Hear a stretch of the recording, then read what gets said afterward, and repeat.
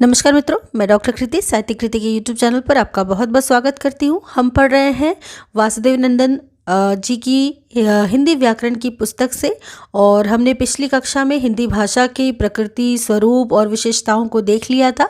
आज हम पढ़ेंगे हिंदी भाषा की उत्पत्ति कैसे हुई। जैसा कि आपके परीक्षा के पाठ्यक्रम में ये हिंदी भाषा, हिंदी व्याकरण और भाषा से संबंधित बहुत सारे विषय वस्तुओं को, बिंदुओं को रखा गया है। तो इस दृष्टि से बहुत महत्वपूर्ण कक्षा है हिंदी व्याकरण से संबंधित, हिंदी भाषा से संबंधित। तो आज हम पढ़ेंगे हिंदी भाषा की उत्पत्ति से संबंधित जो भी महत्वपूर्ण चीज़ें हैं उसको, और समझेंगे कि हिंदी भाषा की उत्पत्ति कैसी हुई। जैसा कि आप जानते हैं कि हमारे सिलेबस में प्राचीन भारतीय आर्य भाषा काल, मध्यकालीन भारतीय आर्य भाषा काल और आधुनिक भारतीय आर्य भाषा काल को पढ़ना है। तो आज इसी हिंदी भाषा की उत्पत्ति के अंतर्गत हम इन समस्त तीनों कालों को विस्तार से पढ़ेंगे। तो चलिए शुरू करते हैं। सबसे पहले हम देखेंगे, देखिए हिंदी भाषा की जो उत्पत्ति है, तो किसी भी भाषा की उत्पत्ति के संबंध में ये विचार लिखते हैं वासुदेव जी कि भाषा जो है वो एक नदी की धारा की तरह चंचल होती है। मतलब जिस प्रकार एक नदी की धारा चंचल होती है, उसको कोई रोक नहीं सकता और प्रवाहमान होती है अपनी गति से, वैसे ही होती है भाषा। वह रुकना नहीं जानती। यदि कोई इसे बलपूर्वक रोकना भी चाहे तो यह भाषा उसके बंधन को तोड़कर आगे निकल जाती है। यह उसकी स्वाभाविक प्रकृति कह लीजिए या फिर प्रवृत्ति कह लीजिए। भाषा की प्रकृति या प्रवृत्ति होती है कि वह रुक नहीं सकती, वो आगे निकलती जाती है। हर देश की भाषा के इतिहास में ऐसी बात देखी जाती है। भारत एक प्राचीन देश है, हम सभी जानते हैं। यहाँ पे बहुत प्रकार की भाषाएं जो थी वो आदिकाल से, मध्यकाल से और आधुनिक काल में बहुत सारी भाषाएं इस प्रकार से अपना रूप भी बदली हैं और भाषाएं शामिल भी हुई हैं। तो भारत की अगर भाषा की बात करें तो ये एक प्राचीन देश है, तो जाहिर सी बात है कि भाषा को लेकर के विविधता तो होगी ही, क्योंकि बहुत प्राचीन काल से भाषाओं के संदर्भ में हम बहुत कुछ यहाँ पे देखते आए हैं। यहाँ के लोग भिन्न भिन्न कालों में भिन्न भिन्न भाषाएं बोलते थे और लिखते थे। संस्कृत इस देश की सबसे पुरानी भाषा है। तो आप सभी जानते ही हैं कि हमारे देश की, भारत देश की सबसे जो पुरानी भाषा है वो है संस्कृत, और इसी संस्कृत से सारी भाषाओं का जन्म हुआ। कहते हैं कि संस्कृत हमारी माँ है। तो जिसका व्यवहार हमारे पुराने ऋषि मुनि करते थे, विद्वान करते थे, कवि करते थे, है ना। समय समय में इन्होंने, इन सभी ने, विद्वानों ने, ऋषि मुनियों ने, इन सभी ने संस्कृत का प्रयोग किया है। इसका प्राचीनतम रूप अगर देखा जाए तो संसार की सर्वप्रथम जो कृति जिसको माना गया है ऋग्वेद, तो संस्कृत का सबसे प्राचीनतम रूप हमें कहाँ मिलता है? ऋग्वेद में देखने को मिलता है। संस्कृत को आर्य भाषा या देव भाषा भी कहा जाता है। तो ये प्रश्न जो हमारे एमसीक्यू क्वेश्चंस होते हैं परीक्षा में, इसमें पूछा जाता है कि किस भाषा को आर्य भाषा या देव भाषा भी कहा जाता है। तो हमारी संस्कृत भाषा जो है, इसे हम आर्य भाषा या देव भाषा भी कहते हैं, क्योंकि ये सबसे पुरानी है। यह आर्य भाषा अनुमान है लगभग 3500 वर्ष पुरानी है। ये केवल अनुमान है, शायद इससे भी पुरानी हो सकती है। तो अनुमानता यह लगाया गया है पता कि जो हमारी संस्कृत भाषा है, जिसको हम आर्य भाषा या देव भाषा भी कह रहे हैं, ये लगभग 3500 वर्ष पुरानी भाषा है। हिंदी इसी आर्य भाषा संस्कृत की उत्तराधिकारिणी है। हमारी हिंदी जो है इसी संस्कृत से निकली है, और कहते हैं कि आर्य भाषा जो है, संस्कृत जो है, ये हिंदी की उत्तराधिकार, हिंदी ही इसकी उत्तराधिकारिणी है, जिसकी उत्पत्ति की कथा निम्नलिखित है। अब देखिए यहाँ से हम क्या पढ़ेंगे कि हिंदी इसी जो आर्य भाषा से निकली है, यानी कि जो आर्य भाषा संस्कृत है उससे जो निकली है, उत्तराधिकारिणी भी जिसको हम कह सकते हैं हिंदी को। तो ये जो हिंदी है, इसकी उत्पत्ति की जो कथा है उसके विषय में अब हम विस्तार से यहाँ पे चर्चा करेंगे। तो सबसे पहले अगर हम विस्तार से चर्चा करें तो हम पाएंगे कि भारतीय आर्य भाषा संस्कृत का इतिहास जो है, जैसा कि अभी भी हमने पढ़ा, तो इस हिसाब से लगभग 3500 वर्षों का है। हमारी जो आर्य भाषा संस्कृत है उसका इतिहास 3500 वर्षों का है, और इस इतिहास को इस दृष्टि से हम 3 कालों में बांट सकते हैं। ठीक है, तो प्राचीन भारतीय आर्य भाषा काल, समय बहुत अच्छे से याद रखिएगा क्योंकि परीक्षाओं में समय पूछा जाता है, ये आगे पीछे दे दिया जाता है और क्रम से सजाने को कहते हैं। तो समय जो है इसका 1500 ईसा पूर्व से 500 ईसा पूर्व तक ये प्राचीन भारतीय आर्य भाषा काल है। ठीक, वहीं दूसरी हम बात करें तो प्राचीन के बाद मध्यकालीन भारतीय आर्य भाषा काल, जिसका समय है 500 ईसा पूर्व से 1000 ईस्वी तक। ठीक है, तो पहला 1500 ईसा पूर्व से 500 ईसा पूर्व, दूसरा फिर शुरू हो जाता है 500 ईसा पूर्व से 1000 अब ईस्वी तक। वहीं आधुनिक भारतीय आर्य भाषाओं की बात करें तो 1000 ईस्वी से आज तक। तो इसका जो क्रम है इसको याद रखिएगा, 1500 ईसा पूर्व से 500 ईसा पूर्व, 500 ईसा पूर्व से 1000 ईस्वी, ठीक है, और फिर 1000 से अब तक। तो इस प्रकार प्राचीन भारतीय आर्य भाषा काल, मध्यकालीन भारतीय आर्य भाषा काल और आधुनिक भारतीय आर्य भाषा काल, ये 3 कालों में हम इसको, ये जो हमारी आर्य भाषा संस्कृत है, इसके पूरे इतिहास को हम बांट सकते हैं, क्योंकि इसी से हिंदी की उत्पत्ति हुई है। तो हिंदी का जो आदि रूप है संस्कृत, उसको इस रूप में हम 3 भागों में बांट करके देख सकते हैं। अब बात करें कि इन 3 कालों का जो संक्षिप्त भाषिक परिचय है वो किस प्रकार का है, तो हम देखेंगे। प्रथम काल में 4 वेदों की रचना हुई, ब्राह्मणों की और उपनिषदों की रचना हुई, ठीक है। जितने भी ब्राह्मण, उपनिषद और वेद लिखे गए, ये लिखे गए प्रथम काल में, यानी कि हमारी प्राचीन भारतीय आर्य भाषा काल में, जो कि वैदिक संस्कृत में लिखी गई, ठीक है। वैदिक संस्कृत थी उस समय, प्राचीन जो संस्कृत थी उसको हम वैदिक संस्कृत के रूप में जानते हैं, ठीक है। यानी कि प्राचीन भारतीय आर्य भाषा काल जो है वो कौन सा काल हुआ, हमारा वैदिक संस्कृत का काल। और वैदिक संस्कृत में ही हमारे जितने वेद लिखे गए, ब्राह्मण और उपनिषद, ये सभी लिखे गए। वहीं इन ग्रंथों की भाषा का रूप एक नहीं है। भाषा की सबसे पुराना जो रूप है वो ऋग्वेद संहिता में पाया जाता है। यानी कि ये जो ऋग्वेद लिखे गए, ब्राह्मण लिखे गए, उपनिषद लिखे गए, इनमें भी भाषा का रूप एक नहीं है, ठीक है। अगर सबसे पुराना नमूना इसमें देखा जाए तो वो ऋग्वेद संहिता ही कहा जाएगा, पाया जाएगा। लोगों का कहना है कि वैदिक संस्कृत का सबसे पुराना रूप तब का है जब आर्य पंजाब के आसपास निवास करते थे। यानी कि संस्कृत में भी वैदिक संस्कृत का सबसे पुराना रूप हमें कब मिलता है, जब आर्य पंजाब के आसपास निवास करते थे। फिर आर्य आगे बढ़े, इसी तरह वे पूरब की ओर बढ़ते गए और वैदिक भाषा का क्रमशः क्या होता गया, जैसा कि भाषा का हमेशा विकास होता है, प्रवाहमान होती है भाषा, तो उसी प्रकार वैदिक संस्कृत का क्रमशः विकास होता गया। यानी कि जब ये पंजाब की तरफ से पूरब की तरफ बढ़ने लगे आर्य, तो विकास भी होने लगा वैदिक भाषा का, ठीक है। यह भाषा बोलचाल की नहीं थी, साहित्यिक थी, विद्वानों और मनीषियों की थी। यानी कि बोलचाल के रूप में वैदिक संस्कृत का प्रयोग नहीं किया गया था, उसका जो प्रयोग किया गया था वो साहित्यिक के लिए किया गया था, और विद्वान और मनीषियों ने इनका प्रयोग किया, यानी कि वैदिक संस्कृत का अपनी रचनाओं को लिखने में और वेद पुराणों की रचना में। तो अब बात करते हैं, देखिए, दर्शन ग्रंथों के अतिरिक्त संस्कृत का उपयोग साहित्य में भी हुआ है। आप बहुत सारे ग्रंथ देख सकते हैं जो कि संस्कृत भाषा के आदि ग्रंथ हैं, ठीक है। तो साहित्य में भी संस्कृत का उपयोग किया गया, इसे लौकिक संस्कृत कहते हैं। यानी कि अब जो लोक में जो साहित्य की जो रचना हुई, तो इस लौकिक रूप से जो साहित्य की, लोक में जो साहित्य की रचना हुई, इसे हम लौकिक संस्कृत कहते हैं। इसमें रामायण लिखे गए, महाभारत लिखे गए, नाटक, व्याकरण आदि सब लिखे गए। यानी कि अब देखिए, ये पूरी तरीके से वैदिक रूप नहीं था, थोड़ा सा ये क्या हो गया, इसका भाषा का विकास हो गया, और साहित्य में जो भाषा का रूप प्रयोग हुआ वो लौकिक रूप में संस्कृत का प्रयोग होने लगा, और रामायण, महाभारत, नाटक, व्याकरण, ये सभी संस्कृत में लिखे जाने लगे। कि संस्कृत में, लौकिक संस्कृत में। वहीं पाणिनि और कात्यायन ने संस्कृत भाषा के बिगड़ते रूप का नवीन संस्कार किया। किसने किसने किया, पाणिनि और कात्यायन ने। जो संस्कृत भाषा बिगड़ रही थी उसका नवीन संस्कार पाणिनि और कात्यायन ने किया, उसे परिनिष्ठित किया। आपको पता ही है परिनिष्ठित का मतलब क्या होता है, कि जब व्याकरण उसमें शामिल होता है, किसी भी भाषा में व्याकरण शामिल हुआ, किसी भी बोली भाषा में व्याकरण जब शामिल हो जाता है, व्याकरण के नियम जब शामिल हो जाते हैं, वो परिनिष्ठित हो जाती है।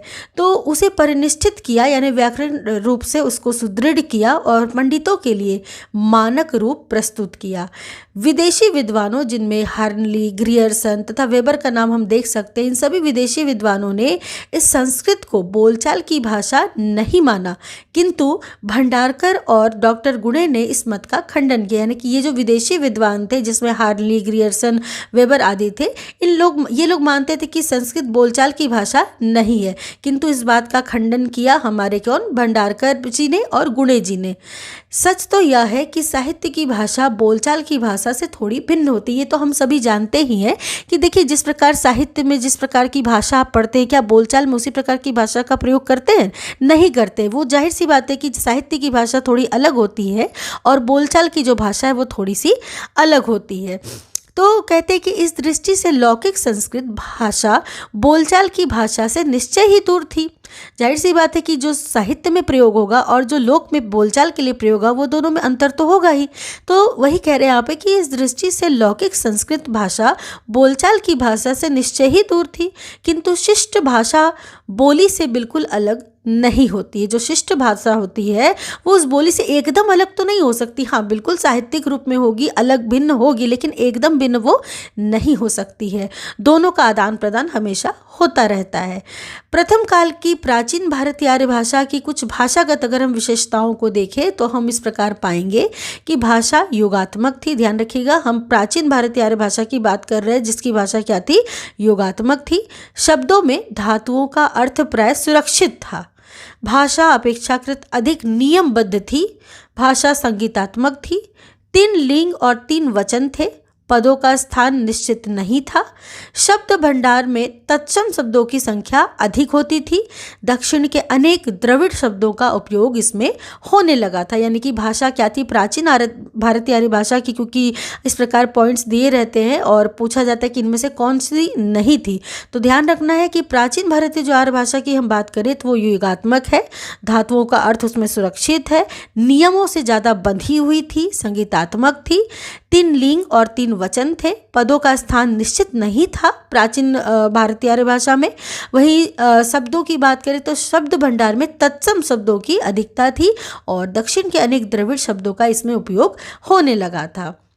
आगे अब हम बात करेंगे कि 500 ईसा पूर्व से 1000 ईस्वी तक भारतीय आर्य भाषा अब नए युग में प्रवेश कर नई भाषा की सृष्टि एवं विकास कर रही थी। यानी कि अब जो हमारा समय आता है वो आता है मध्यकालीन भारतीय आर्य भाषा का। यहाँ तक तो हमने प्राचीन भारतीय देख लिया, अब हम देखेंगे मध्यकालीन भारतीय आर्य भाषा। अगर हम मध्यकाल की बात कर रहे हैं तो इसका समय 500 ईसा पूर्व से 1000 ईस्वी तक, ठीक है। यानी कि अब जो भारतीय आर्य भाषा थी वो एक नए युग में प्रवेश कर रही थी और भाषा की सृष्टि में एवं उसके विकास में हम एक बदलाव सा महसूस कर रहे थे। मूलतः इस काल में लोक भाषा का विकास हुआ। यानी कि अगर हम मध्यकालीन भारतीय आर्य भाषा की बात करें तो यहाँ पे हम पाएंगे कि लोक भाषा का इस काल में सबसे अधिक विकास हुआ। इस विकास के फलस्वरूप भाषा का जो रूप सामने आया उसे हम प्राकृत कहते हैं। आप सभी जानते हैं संस्कृत के बाद पाली, फिर प्राकृत और तब जाकर के अपभ्रंश, ठीक है। तो इस समय में क्या सामने आने लगा, प्राकृत सामने आने लगा। वैदिक संस्कृत और लौकिक संस्कृत के काल में बोलचाल की जो भाषा दबी पड़ी हुई थी, यानी कि ये जो संस्कृत के ही दोनों रूप है, वैदिक संस्कृत और लौकिक संस्कृत, ठीक है। तो इसमें जो इस काल में, यानी कि दोनों प्राचीन भारतीय आर्य भाषा काल की भाषाएं थी। एक तो वैदिक संस्कृत जो वेद पुराणों की भाषा थी और एक लौकिक संस्कृत जिसमें कुछ व्याकरण, महाभारत, रामायण की रचना हुई थी, और दोनों हम प्राचीन भारतीय आर्य भाषा में ही पढ़ते हैं। तो ये जो वैदिक संस्कृत और लौकिक संस्कृत के काल में बोलचाल की भाषा जिस प्रकार से दबी पड़ी हुई थी, अब उसमें कुछ अनुकूल समय पा करके उसने क्या उठाया था, अपना सर उठाया था और उसी का हम प्राकृतिक विकास प्राकृत में पाते हैं। उस काल में यह प्राकृत 3 अवस्थाओं में होकर विकसित हुई। प्रथम अवस्था में 500 ईसा पूर्व से ईसवी सन के आरंभ तक पाली और शिलालेखी प्राकृत सामने आई। दूसरी अवस्था में अनेक प्रकार की प्राकृतों का आया समय और तीसरी अवस्था अपभ्रंशों का विकास। इस प्रकार से जो संस्कृत के जो भाषा आई वो हुई पाली, प्राकृत और तब जाके अपभ्रंश, ठीक है। पाली की बात करें तो हम देख ही सकते हैं कि 500 ईसा पूर्व से ईसवी सन के आरंभ तक पाली और शिलालेखी प्राकृत सामने आई। वहीं दूसरी अवस्था जो कि थी प्राकृत की, अनेक प्रकार के प्राकृतों की, वो थी ईसवी सन के आरंभ से 500 ईस्वी तक अनेक प्रकार के प्राकृतों का, और तीसरी अवस्था में यानी कि 500 ईस्वी से 1000 ईस्वी तक अपभ्रंशों का विकास हुआ। तो इस प्रकार संस्कृत के बाद जो भाषा आई वो हुई पाली, फिर प्राकृत और तब जाकर के अपभ्रंश। अब अगर हम पाली की बात करें तो आप सभी जानते हैं कि पाली जो है वो भारत की प्रथम देश भाषा है। ये जो MCQ क्वेश्चन है उसमें पूछा जाता है कि पाली भारत की प्रथम क्या है, देश भाषा है। तो प्रथम देश भाषा कौन है, पाली है। इसे सबसे पुरानी प्राकृत भी हम कह सकते हैं, यानी कि प्राकृत का पुराना रूप। तो सबसे पुरानी प्राकृत भी हम पाली को कह सकते हैं। और आप सभी जानते हैं कि इसी भाषा में भगवान बुद्ध और उनके अनुयायियों ने जनसाधारण को उपदेश दिए थे। सिंहल या श्रीलंका के लोग पाली को मागधी कहते हैं। तो ये भी प्रश्न पूछा जाता है कि सिंहल या श्रीलंका के लोग पाली को क्या कहते हैं, तो मागधी कहते हैं, क्योंकि इस भाषा की सृष्टि मगध में हुई थी, इसलिए मागधी भी इसे कहा जाता है। कहाँ सृष्टि हुई थी, मगध में, तो इसलिए पाली को मागधी भाषा भी कहा जाता है। बहुत इंपॉर्टेंट ये सभी प्रश्न है, जरूर अच्छे से ध्यान दीजिएगा। इसमें तत्कालीन अनेक बोलियों के तत्व वर्तमान है और इसमें तद्भव शब्दों का प्रयोग अधिक हुआ। यानी कि पाली की बात करें तो पाली में किस शब्द का, तद्भव शब्दों का प्रयोग अधिक हुआ है। जबकि हम प्राचीन भारतीय जब आर्य भाषा पढ़ रहे थे तो हमने पढ़ा था कि उसमें तत्सम शब्दों की बहुत अधिकता थी। लेकिन जब हम मध्यकालीन भारतीय आर्य भाषा पढ़ते हैं तो मध्यकालीन में जो पाली भाषा है इसमें तद्भव शब्दों की प्रधानता रही थी। अब हम बात करें कि पहली सदी से 500 ईस्वी तक, ठीक है, पहली सदी से 500 ईस्वी तक उत्तर भारत के भिन्न भिन्न भागों में जिस भाषा का व्यवहार अधिक हुआ उसे प्राकृत भाषा कहते हैं। किस भाषा कहते हैं, प्राकृत भाषा कहते हैं। यानी कि पाली के बाद जो दूसरी भाषा सामने आई वो थी प्राकृत। तो इसका जो व्यवहार सामने आया वो पहली सदी से 500 ईस्वी तक कहाँ पर, उत्तर भारत के भिन्न भिन्न भागों में प्राकृत भाषा सामने आई। आचार्य हेमचंद्र इसे संस्कृत से निकली हुई भाषा मानते थे। ठीक है, तो कौन मानते थे, हेमचंद्र मानते हैं कि ये जो हमारी ये जो प्राकृत भाषा है वो किससे निकली हुई है, संस्कृत से। सामान्य मत यह है कि वह भाषा जो असंस्कृत थी, बोलचाल की थी, पंडितों में प्रचलित नहीं थी, सहज ही बोली और समझी जाती थी, स्वभावतः प्राकृत कहलाई। यानी कि प्राकृत जो भाषा थी वो असंस्कृत थी। ठीक है, लेकिन हेमचंद्र ने माना है कि ये संस्कृत से ही निकली है। ठीक है, तो असंस्कृत थी, बोलचाल की थी, यानी कि बोलचाल में इसका प्रयोग किया जाता था, वो पंडितों में प्रचलित नहीं थी क्योंकि पंडित जो थे वो संस्कृत भाषा का प्रयोग करते थे, सहज ही बोली और समझी जाती थी, स्वभावतः वो कौन सी भाषा थी, प्राकृत भाषा कहलाई। भाषा विज्ञान ने प्राकृत के 5 प्रमुख भेद को स्वीकार किया है। अब यही जो प्राकृत है इसके 5 प्रमुख भेद हम स्वीकार करते हैं और इसी के आधार पर हम आगे का देखते हैं कि कौन सी भाषा किससे निकली हुई है। तो बात करें कि 5 प्रमुख भेद प्राकृतों की तो वो थी शौरसेनी, पैसाची, महाराष्ट्री, अर्धमागधी और मागधी। तो ध्यान रखिएगा ये प्रश्न आता है परीक्षाओं में, शौरसेनी, पैसाची, महाराष्ट्री, अर्धमागधी और मागधी। ठीक है, इस प्रकार ये जो 5 प्रमुख भेद थे वो प्राकृत के भेद थे। शौरसेनी की बात करें तो शौरसेनी प्राकृत मथुरा या सुरसेन जनपद के आसपास बोली जाती थी। यानी कि शौरसेनी जो प्राकृत थी वो मथुरा या सुरसेन जनपद के आसपास की बोली के रूप में विकसित थी, बोली जाती थी यहाँ पे।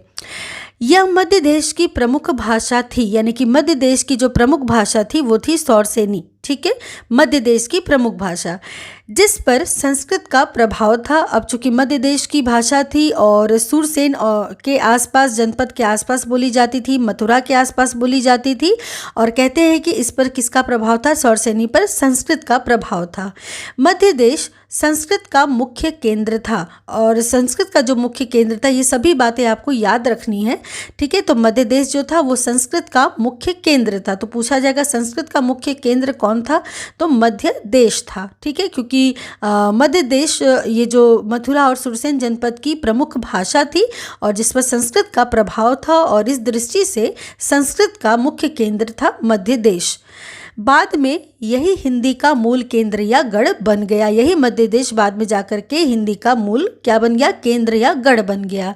पैसाची प्राकृत की अगर हम बात करें तो पैसाची प्राकृत उत्तर पश्चिम में कश्मीर के आसपास की भाषा थी। ठीक है, तो जहाँ शौरसेनी भाषा थी मथुरा या सुरसेन जनपद की, वहीं पैसाची प्राकृत थी उत्तर पश्चिम में कश्मीर के आसपास की भाषा। महाराष्ट्र की बात करें तो महाराष्ट्र प्राकृत का मूल स्थान महाराष्ट्र है। मराठी का विकास इसी से हुआ, आप सभी जानते हैं, महाराष्ट्र से ही मराठी का विकास हुआ। वहीं अर्धमागधी प्राकृत का क्षेत्र मागधी और शौरसेनी के बीच का है। यानी कि अर्धमागधी, चूंकि अर्धमागधी नाम ही है तो प्राकृत का क्षेत्र ये जो है अर्धमागधी प्राकृत, इसका जो क्षेत्र है वो मागधी और शौरसेनी के बीच का है। तो शौरसेनी और मागधी के बीच का जो कह सकते हैं कि जो विकास हुआ भाषा का वो थी अर्धमागधी प्राकृत। यह प्राचीन कौशल के आसपास प्रचलित थी, यानी कि अर्धमागधी प्राकृत जो थी वो कहाँ पे, प्राचीन कौशल के आसपास प्रचलित थी। इस भाषा का उपयोग अधिकतर जैन साहित्य में हुआ था। तो अधिकतर जैन साहित्य की आप भाषा देखेंगे तो वो क्या है, अर्धमागधी प्राकृत, और कौशल जो है प्राचीन कौशल उसी के आसपास ये प्रचलित थी। जैन साहित्य का अधिकतर जो कह सकते लिखा हुआ है साहित्य वो इसी अर्धमागधी प्राकृत में लिखा गया है। मागधी की बात करें तो मागधी प्राकृत मगध के आसपास प्रचलित थी। तो इस प्रकार आप देख सकते हैं, जहाँ शौरसेनी प्राकृत मथुरा सुरसेन के आसपास थी, और दूसरा जो पैसाची है वो कश्मीर के आसपास थी, महाराष्ट्री आप जानते हैं महाराष्ट्र के। वही अर्धमागधी प्राकृत जो है वो कौशल के आसपास बोली जाती थी, और मागधी जो थी वो हमारी बोली जाती थी मगध के आसपास। तो इस प्रकार बोली का जो हमारे जो प्राकृत का जो क्षेत्र है वो इस प्रकार था। आगे हम देखें तो 1000 ईस्वी से, यानी कि हम आधुनिक भारतीय आर्य भाषाओं की बात करें तो 1000 से ये जो आर्य भाषा नए युग में प्रवेश करती है, जिसको हम आधुनिक भारतीय आर्य भाषा भी कहते हैं। मध्यकालीन भारतीय आर्य भाषा का चरम विकास अपभ्रंश में हुआ, यानी कि अगर हम बात करें मध्यकालीन भारतीय आर्य भाषा की तो इसका चरम विकास हुआ था अपभ्रंश में। तो इसको ध्यान रखना है आपको कि मध्यकालीन भारतीय आर्य भाषा का चरम विकास होता है अपभ्रंश में, जब वर रुचि जैसे प्राकृत के व्याकरणों में प्राकृतों को व्याकरण के सांचे में ढाल दिया गया। वर रुचि का प्राकृत प्रकाश आप जानते ही हैं, कई बार प्रश्न भी आया है कि वर रुचि का प्राकृत प्रकाश ये जो रचना है इस पर। तो वर रुचि जैसे प्राकृत के व्याकरणों ने प्राकृत को व्याकरण के सांचे में ढाल दिया। लोक भाषा, जिसको अपभ्रंश के नाम से भी जाना जाता है, यह लोक भाषा ने परिनिष्ठित प्राकृतों के विरुद्ध विद्रोह किया। ठीक है, यानी कि ये जो संस्कृत से जो ये जो व्याकरणों से संबंधित जो प्राकृत थी उसके विरुद्ध विद्रोह किया किसने, लोक भाषा ने, अपभ्रंश ने।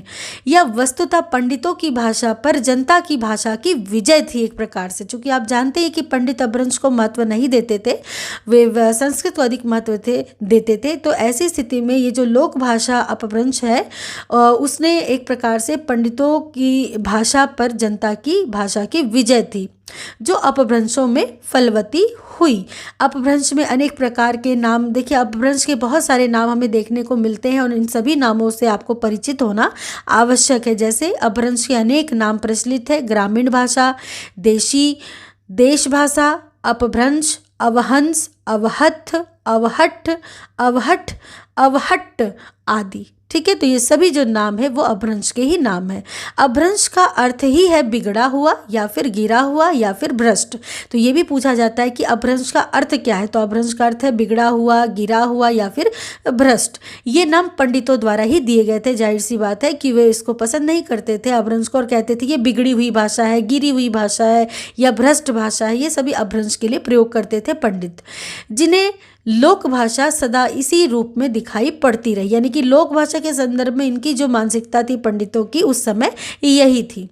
भारतीय भाषा के इतिहास में 500 ईस्वी से 1000 ईस्वी तक के काल को अपभ्रंश काल कहा गया है। तो इसको याद रखिएगा कि भारतीय भाषा के इतिहास में 500 ईस्वी से 1000 ईस्वी तक के काल को क्या कहा गया है, अपभ्रंश काल। 500 से 1000 ईस्वी तक के काल को अपभ्रंश काल कहा गया है। वही आधुनिक आर्य भाषाओं, जिनमें हिंदी, बंगला, गुजराती, मराठी, पंजाबी, उर्दू, उड़िया, ये सभी जो हमारी आधुनिक आर्य भाषा है इसकी उत्पत्ति इन्हीं अपभ्रंशों से हुई है।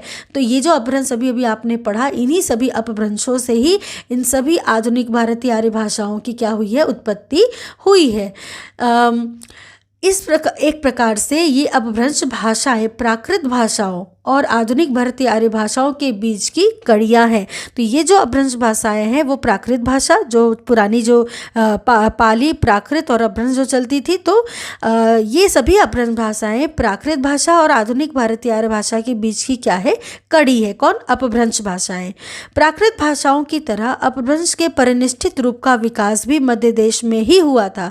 तो जिस प्रकार प्राकृत भाषाओं का परिनिष्ठित रूप का विकास मध्य देश में हुआ था और यहीं से हमारी हमारी हिंदी का जो मूल केंद्र भी था मध्य देश, वहीं से यहाँ पे जो कहा जा रहा है कि अपभ्रंश के परिनिष्ठित रूप का विकास भी मध्य देश में ही हुआ था। इस पर अन्य रूपों का प्रभाव भी पड़ा। तो इस पर जो प्रभाव पड़ा अन्य रूपों का, और यहीं से हिंदी का जन्म इसी मध्य देश में संस्कृत, प्राकृत और अपभ्रंश के योग से हुआ है। यानी कि हिंदी का जन्म किससे हुआ? संस्कृत, प्राकृत और अपभ्रंश के योग से। तो इस प्रकार इन तीनों के योग से हमारी हिंदी की क्या होती है? उत्पत्ति होती है। अब देखिए आगे जब हम पढ़ेंगे तो देखेंगे कि उत्तर भारत में अपभ्रंश के 7 जो कहते हैं कि भेद या रूप हमारे सामने प्रचलित थे, जो इस प्रकार थे, जिनसे आधुनिक भारतीय आर्य भाषाओं का जन्म हुआ। तो कितने भागों में अपभ्रंशों को? 7 अपभ्रंशों के भेद गिनाए गए। ये 7 प्रकार के अपभ्रंश इस प्रकार के हैं जिनके सामने उसके जन्मी आधुनिक भारत जो भाषाएं हैं उनके भी नाम हमें यहाँ पे दिए गए हैं। जैसे शौरसेनी जो अपभ्रंश है वो पहला है, ठीक है। यह अपभ्रंश के 7 रूप है, पहले हम इनको देख लेंगे। शौरसेनी अपभ्रंश, पैसाची अपभ्रंश, ब्राचड़ अपभ्रंश। इससे पहले जो हमने शौरसेनी, पैसाची, महाराष्ट्री ये सब पढ़ा था, ये था प्राकृत। अब हम अपभ्रंश की बात कर रहे हैं, ठीक है। वो प्राकृत जो थे वो 5 थे, ये अपभ्रंश 7 है। तो शौरसेनी अपभ्रंश, पैसाची अपभ्रंश, ब्राचड़ अपभ्रंश, खस अपभ्रंश, महाराष्ट्री अपभ्रंश, अर्धमागधी अपभ्रंश और मागधी अपभ्रंश। शौरसेनी अपभ्रंश की बात करें तो इससे पश्चिमी हिंदी, राजस्थानी, ब्रजभाषा और खड़ी बोली का जन्म हुआ है। ये सभी परीक्षाओं में पूछी जाती है कि किस अपभ्रंश से कौन सी आधुनिक भारतीय आर्य भाषाएं जन्मी है, तो बहुत अच्छे से इसको पढ़िएगा। तो शौरसेनी अपभ्रंश से किनका किनका जन्म हुआ? पश्चिमी हिंदी, राजस्थानी, ब्रजभाषा, खड़ी बोली। वहीं पैसाची अपभ्रंश से पंजाबी और लहंदा, ठीक है। पैसाची अपभ्रंश से पंजाबी और लहंदा का विकास हुआ। ब्राचड़ अपभ्रंश से सिंधी भाषा का विकास हुआ। वहीं खस अपभ्रंश से पहाड़ी, कुमाऊनी और गढ़वाली, इन सभी भाषाओं का खस अपभ्रंश से विकास हुआ। महाराष्ट्रीय अपभ्रंश का मराठी, अर्धमागधी अपभ्रंश में पूर्वी हिंदी, अवधी, बघेली और छत्तीसगढ़ी, ठीक है। तो पूर्वी हिंदी, अवधी, बघेली और छत्तीसगढ़ी किससे उत्पन्न है? तो अर्धमागधी अपभ्रंश से उत्पत्ति हुई है। वहीं मागधी अपभ्रंश की बात करें तो बिहारी, बंगाली, उड़िया और असमिया, ये तीनों मागधी अपभ्रंश से निकली हुई है। तो इस प्रकार इसको बहुत अच्छे से पढ़िएगा ताकि आपको याद हो जाए। अब आगे हम देखेंगे कि अपभ्रंश में लगभग वे ही ध्वनियाँ थीं जिनका प्रयोग प्राकृत में होता था। यानी कि अपभ्रंश में कौन कौन सी ध्वनियाँ थी? वे ही ध्वनियाँ थी अपभ्रंश में जिनका प्रयोग प्राकृत में होता था। चूँकि संस्कृत के बाद पाली आई, पाली के बाद प्राकृत और प्राकृत के बाद अपभ्रंश, तो प्राकृत के बाद जब अपभ्रंश आया तो प्राकृत के रूप को लेता हुआ ही आया। तो वही कहा जा रहा है कि अपभ्रंश में लगभग वे ही ध्वनियाँ थीं जिनका प्रयोग प्राकृत में होता था। स्वरों का अनुनासिक रूप संस्कृत, पाली और प्राकृत जैसा ही था। किसका? स्वरों का अनुनासिक रूप। कुछ बातों में समानताएं रहते हुए भी अपभ्रंश संस्कृत और प्राकृत से बहुत दूर चली गई और प्राचीन की अपेक्षा आधुनिक भाषाओं के काफ़ी नज़दीक चली आई। कौन? अपभ्रंश, ठीक है। अपभ्रंश जो है वो संस्कृत और प्राकृत से बहुत दूर चली गई और प्राचीन की अपेक्षा आधुनिक भारतीय आर्य भाषाओं के काफ़ी नज़दीक आ गई। भाषा अधिक सरल हो गई। संस्कृत, पाली तथा प्राकृत संयोगात्मक भाषाएं थी। अब यही सब बातें आपको याद रखनी है कि संस्कृत, पाली तथा प्राकृत किस प्रकार की भाषाएं हैं? तो संयोगात्मक भाषाएं हैं। संस्कृत भी, पाली भी और प्राकृत भी। किंतु अपभ्रंश भाषा जो है वो है वियोगात्मक, ठीक है। तो आपको याद रखना अपभ्रंश वियोगात्मक है जबकि संस्कृत, पाली और प्राकृत संयोगात्मक है। संज्ञा सर्वनाम से संयोगात्मक भाषाओं में विभक्तियां साथ लगती हैं किंतु अपभ्रंश में अलग से लगने लगी। हिंदी में अपभ्रंश की ये सारी प्रवृत्तियां चली आई। नपुंसक लिंग प्राय समाप्त हो गया हिंदी में, तद्भवों की संख्या क्या हो गई? बढ़ गई। 1100 के आसपास अपभ्रंश का काल समाप्त हो गया और इसके बाद आधुनिक भाषाओं का युग आरंभ हुआ। कब से? 1100 के आसपास का जो समय था वो अपभ्रंश काल का समाप्ति का काल था, समाप्त हो गया था लगभग। और अब प्रारंभ क्या हो गया था? आधुनिक भाषाएं। 14वीं शताब्दी से आधुनिक भाषाओं का स्पष्ट रूप सामने आने लगा। कब से? 14वीं शताब्दी से हम देख पाते हैं कि आधुनिक भाषाएं स्पष्ट रूप से अब सामने आने लगी। कुछ समय तक अपभ्रंश की प्रवृत्तियां आधुनिक भाषाओं में मिली जुली रही, फिर धीरे धीरे कम होती गई। जैसे कि भाषा का स्वभाव ही है, विकास की ओर बढ़ती है, तो अब धीरे धीरे अपभ्रंश का प्रभाव कम होने लगा। भाषा परिवर्तन के इस संक्रांति काल में संदेश रासक, प्राकृत पैंगलम, उक्ति व्यक्ति प्रकरण, वर्ण रत्नाकर, कीर्तिलता तथा ज्ञानेश्वरी जैसे कुछ ग्रंथों की रचना हुई इसी परिवर्तन और संक्रांति काल में, जिसके अध्ययन से अपभ्रंश से प्रभावित पुरानी हिंदी के कुछ रूप हम देख सकते हैं। चूंकि अपभ्रंश पूरी तरह समाप्त हो गई थी, लेकिन फिर भी कुछ कुछ प्रभावित तो थी ही, तो अपभ्रंश से प्रभावित पुरानी हिंदी हम इन सभी रचनाओं में देख पाते हैं। इस काल की भाषा को कुछ लोगों ने अवहट नाम से भी पुकारा है। इस काल के कवि ज्योतिरीश्वर ठाकुर, विद्यापति और वंशीधर ने तत्कालीन भाषा को अवहट की संज्ञा दी है। तो किसने जो अपभ्रंश है उसको अवहट की संज्ञा दी है? तो ज्योतिरीश्वर ठाकुर, विद्यापति और वंशीधर ने। तो इनको याद रखना है क्योंकि ये पूछा जाता है। वहीं अवहट अपभ्रंश का ही विकृत रूप है। ये अवहट क्या है? अपभ्रंश का ही विकृत रूप हम इसको कहते हैं। सच पूछा जाए तो संक्रांति काल में जिस नई भाषा की सृष्टि हो रही थी उसे पुरानी हिंदी, पुरानी बंगला, पुरानी गुजराती आदि कहना ही उचित होगा। यानी कि ये जो कहते संक्रांति काल में जिस नई भाषा की सृष्टि हो रही थी इसको हम क्या कह सकते हैं? पुरानी हिंदी भी कह सकते हैं, पुरानी बंगला भी कह सकते हैं, या फिर पुरानी गुजराती भी कह सकते हैं। तो इस प्रकार से भाषा का निर्माण हमेशा होता हमें दिख रहा था। उक्त बातों से स्पष्ट है कि अपभ्रंश के विभिन्न रूपों से हिंदी और अन्य भारतीय भाषाओं की उत्पत्ति हुई है। ये सभी भाषाएं सरलता की ओर है। जो भाषा का कह सकते हैं भाषा की प्रवृत्ति ही है कि जटिलता से वो सरलता की ओर जाती है। संस्कृत, पाली आदि की तुलना में अपभ्रंश के शब्द रूप कम हो गए। यानी कि संस्कृत, पाली आदि की तुलना में अपभ्रंश के जो शब्द रूप थे वो क्या हो गए? अब भाषा में कम हो गए। आधुनिक भाषाओं में अपभ्रंश की तुलना में शब्द रूप और भी कम हो गए। इस प्रकार भाषा सरल होती गई। संस्कृत में 8 कारकों के 3 वचनों में 24 रूप बनते थे। ठीक है, संस्कृत में क्या है कि 8 जो कारक थे उसके 3 वचनों में 24 रूप बनते थे। प्राकृत में 12 रूप हो गए, अपभ्रंश में 6 रूप हो गए और आधुनिक भाषाओं में 2 रूप हो गए, मूल और विकृत। तो इस प्रकार देख ही सकते हैं कि किस प्रकार सरलता की ओर भाषा बढ़ रही है। क्रिया के रूपों में भी काफ़ी कमी हो गई। संस्कृत में वचन 3 होते थे, अब केवल 2 ही वचन रह गए। संस्कृत में 3 लिंग थे, आधुनिक भाषाओं में केवल 2 ही लिंग रह गए। तो इस प्रकार भाषा सरलता की ओर आगे बढ़ने लगी। अब आगे देखेंगे कि 1000 ईस्वी के लगभग हिंदी अन्य आधुनिक भारतीय आर्य भाषाओं की तरह अपने अस्तित्व में आ चुकी थी। यानी कि कब आ चुकी थी? 1000 ईस्वी के आसपास। भाषा के रूप में हिंदी की जो प्रकृति थी वो रचनात्मक थी। ध्यान रखिएगा कि भाषा के रूप में हिंदी की प्रकृति कैसी थी? रचनात्मक थी। इस विषय में यह जर्मन से मिलती जुलती है। ठीक है, जो रचनात्मक जो प्रकृति है वो जर्मन से मिलती जुलती है। हिंदी जर्मन की तरह अपने ही प्रत्ययों से नवीन शब्दों का निर्माण कर लेती है। जैसा कि आप जानते हैं कि प्रत्यय या उपसर्ग लगाकर नवीन शब्दों का निर्माण हिंदी स्वयं कर लेती है। यह विशेषता अंग्रेजी की नहीं है।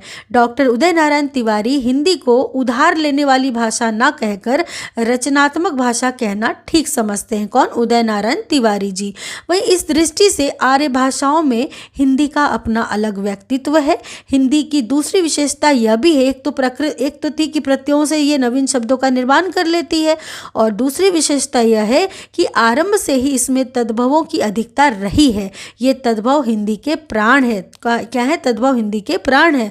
वस्तुतः हिंदी जनता की भाषा है। जनजीवन की गोद में इसका जन्म हुआ, अतः इसे जनता के गले का हार बना रहना है। इसकी स्वाभाविक शोभा पर तत्समों के बोझिल अलंकार लादना इसकी प्राकृतिक सुषमा को क्या करता है? नष्ट भ्रष्ट करना होगा। यानी कि ये तद्भवों की जिस प्रकार की इसमें प्रधानता है वही इसके लिए उचित है। तत्सम का बोझिल अलंकार इस पर लादना ठीक नहीं होगा। यह बात हिंदी के प्रेमियों को ध्यान में रखनी चाहिए। हिंदी में वैदिक युग से लेकर आज तक हजारों लाखों चलते शब्द ऐसे प्रयुक्त होते हैं जिन्हें समय समय सर्वसाधारण ने अपनी धरोहर समझा है। इस प्रकार हिंदी की जो मूल उत्पत्ति है वो सौरसेनी अपभ्रंश यानी कि पश्चिमी हिंदी से मानी जाती है। तो सौरसेनी अपभ्रंश कहे या फिर पश्चिमी हिंदी, आप ध्यान रखिएगा, कंफ्यूज मत होइएगा। कभी कभी घुमा के प्रश्न दे देते हैं कि पश्चिमी हिंदी से हुई है या नहीं, तो पश्चिमी हिंदी को ही सौरसेनी अपभ्रंश कहा जाता है, जो कि हिंदी की मूल उत्पत्ति इसी सौरसेनी अपभ्रंश या फिर पश्चिमी हिंदी से हुई है। हिंदी के अंतर्गत उसके ये रूप प्रचलित है जो इस प्रकार हम देख सकते हैं। जैसे पश्चिमी हिंदी, इसमें ब्रजभाषा, कन्नौजी, बुंदेली, खड़ी बोली, बांगरू और राजस्थानी शामिल है। ठीक है, ये सभी पूछे जाते हैं प्रश्न, ध्यान रखिएगा। पश्चिमी हिंदी के अंतर्गत कौन कौन सी है? ब्रजभाषा, कन्नौजी, बुंदेली, खड़ी बोली, बांगरू और राजस्थानी। वहीं पूर्वी हिंदी के अंतर्गत अवधी, बघेली, छत्तीसगढ़ी और बिहारी। वहीं पहाड़ी प्रदेश की बोलियों में कुमाऊनी और गढ़वाली। इस प्रकार ये जो हिंदी के अंतर्गत जो ये रूप थे वो थे पश्चिमी हिंदी में, पूर्वी हिंदी में और पहाड़ी प्रदेश की बोलियों में। इस प्रकार हिंदी के अनेक उपबोलियों के रहते हुए भी खड़ी बोली ही इसकी मूल भाषा बन गई। यानी हिंदी की जो मूल भाषा बनी वो क्या बनी? खड़ी बोली, जो पिछले 200 वर्षों से विकसित होती रही है। इसकी समृद्धि में इसकी सभी बोलियां योगदान करती रही हैं और इस प्रकार यह देश के कोने कोने में फैलती गई। कौन? खड़ी बोली। जॉन बिम्स ने आधुनिक आर्य भाषाओं में हिंदी को सर्वाधिक महत्व दिया है। किसने? जॉन बिम्स ने। जितनी भी आधुनिक आर्य भाषा है उसमें हिंदी को सबसे अधिक उन्होंने महत्व दिया है। उन्होंने अंतर्वेद यानी कि मध्य देश को हिंदी का प्रमुख क्षेत्र बताया और लिखा है कि यूं तो हिंदी की अनेक बोलियां हैं किंतु उसका एक सर्वमान्य व्यापक रूप भी है जिसका विकास दिल्ली के आसपास के क्षेत्र में हुआ था और जो सर्वत्र शिक्षितों के द्वारा एक रूप से खड़ी बोली, ठीक है, बोली और समझी जाती है। ठीक है, एक रूप से बोली और समझी जाती है। कौन? खड़ी बोली। बिम्स महोदय ने हिंदी के महत्व को प्रतिपादित करते हुए यह भी लिखा है कि हिंदी संस्कृत की वास्तविक उत्तराधिकारिणी है। यानी कि संस्कृत की यदि वास्तविक उत्तराधिकारी की हम बात करें तो वो कौन सी है? हिंदी भाषा। और आधुनिक युग में इसका अन्यान्य भाषाओं में वही स्थान है जो प्राचीन काल में संस्कृत का था। तो आधुनिक काल में हिंदी का कौन सा स्थान है? वही स्थान है जो प्राचीन काल में संस्कृत का था। तो इस प्रकार आपने देखा कि हिंदी भाषा की जो उत्पत्ति हुई थी उसका जो समय काल था वो किस प्रकार से था और कौन कौन सी भाषाएं आई, कौन कौन से प्राकृत, कौन कौन से अपभ्रंश और उससे निकली बोली और भाषाएं। तो इन सबको आप बहुत अच्छे से याद रखिएगा। वीडियो को 2 से 3 बार ज़रूर देखिएगा ताकि आपको ये अच्छे से हो जाए, क्योंकि इस प्रकार के प्रश्न आते ही हैं कि कौन सी बोली का क्षेत्र क्या है, कौन सी भाषा कौन से अपभ्रंश से निकली है। तो इस प्रकार के जो प्रश्न है इसको आपको बिल्कुल सही करना है, इसलिए वीडियो को 2 से 3 बार जरूर अच्छे से पढ़ें। और अगली कक्षा में अब हम पढ़ेंगे हिंदी भाषा का संक्षिप्त परिचय, जिसमें हिंदी के नामकरण से संबंधित जो भी महत्वपूर्ण विषय वस्तु है उन सबको हम विस्तार से देखेंगे। इसके साथ साथ उम्मीद करती हूँ कक्षा आपको पसंद आई होगी, आप इसको अच्छी तरीके से पढ़े होंगे। कमेंट सेक्शन में मुझसे कुछ भी पूछना हो आप पूछ सकते हैं। मिलती हूँ अगली कक्षा में, तब तक के लिए आप सबका बहुत बहुत धन्यवाद।